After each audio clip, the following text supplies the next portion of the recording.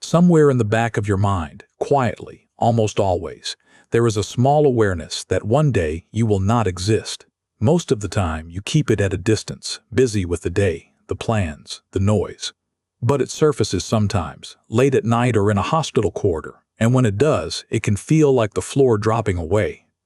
The strange thing is how rarely we examine the fear directly. We spend a lifetime afraid of something we have never actually looked at. So, let us look at it. What exactly are we afraid of when we say we fear death? Not dying, necessarily. The pain, the loss, the leaving of people we love, those are real and separate things. Underneath them is something stranger and harder to name. The fear of no longer being here at all. Of the world continuing without you in it. Of a permanent, total absence that you cannot even imagine, because there will be no you left to do the imagining. An ancient Greek philosopher named Epicurus looked straight at this fear and made an argument that people have been wrestling with for over 2,000 years. Death, he said, is nothing to us. Why? Because where death is, you are not, and where you are, death is not.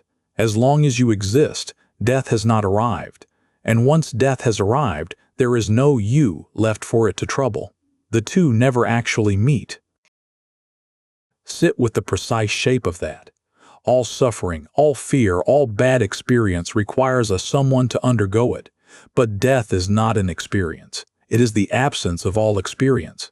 There is no darkness to endure, no silence to wait inside, no loneliness, because all of those would require a person who is still there to feel them. Death is not a bad experience. It is the absence of any experience at all, and absence cannot hurt. The Roman poet Lucretius added an image that is hard to forget once you have heard it. Think about the vast stretch of time before you were born. Thousands of years of history unfolded without you.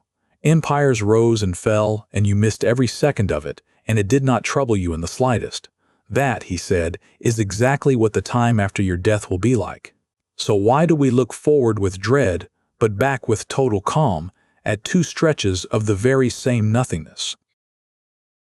This is called the symmetry argument, and what makes it powerful is that it exposes the fear as strangely lopsided. The eternity before your birth and the eternity after your death are mirror images. You are perfectly at peace with one of them. You have already, in a sense, survived non-existence because you came out of it. The fear is real, but it is pointed at only one of two identical voids.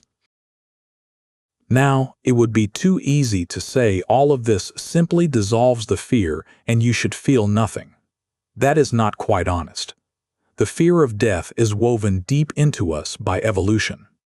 An animal that did not fear death did not survive to pass on its genes. So the dread is not a mistake or a weakness. It is ancient machinery, and arguments alone will not switch it off. But they can change your relationship to it. Because here is what the Stoics understood that Epicurus left out. The fact that you will die is not only a thing to be soothed, it is the very thing that makes your life mean anything at all. Imagine you could not die, that you had endless, unlimited time. Every choice would be weightless. Why do anything today when there are infinite tomorrows? Why love anyone fiercely? Why say the thing? Why go, when nothing is ever scarce or final? It is precisely the limit that gives everything its urgency. The shortness is what makes it precious. A thing that never ends cannot be cherished, only endured. The reason a single ordinary afternoon can break your heart with its beauty is that you know, somewhere, that there is a finite number of them. Death is not the thief of meaning. It is the source of it. The frame is what makes the picture. The Stoics had a practice for this. They called it memento mori, remember that you will die, not as a morbid obsession, but as a daily sharpening. Keep death at your shoulder, they said, and it stops being a distant terror and becomes a quiet advisor. It tells you what actually matters. It cuts through the petty grievances and the endless postponements. It reminds you that the time to live the life you keep meaning to live is not some imagined later.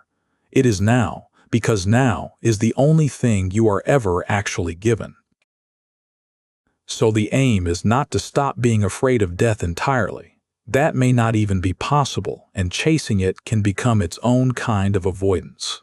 The aim is to stop letting the fear of the end stop you from being fully present for the middle. To let your mortality do its real work, which is to make you pay attention, to make you brave, to make you grateful for a life precisely because it does not last forever. So the next time the awareness of your own ending surfaces in the dark, try not to flinch away from it on reflex. Let it ask you its question. Are you actually here, awake, in your one short, unrepeatable life? Or are you sleeping through it, waiting for a later that is not promised to anyone? If this gave you something to sit with, that is what this channel is for. Small shifts in how you see your own life. I will see you in the next one.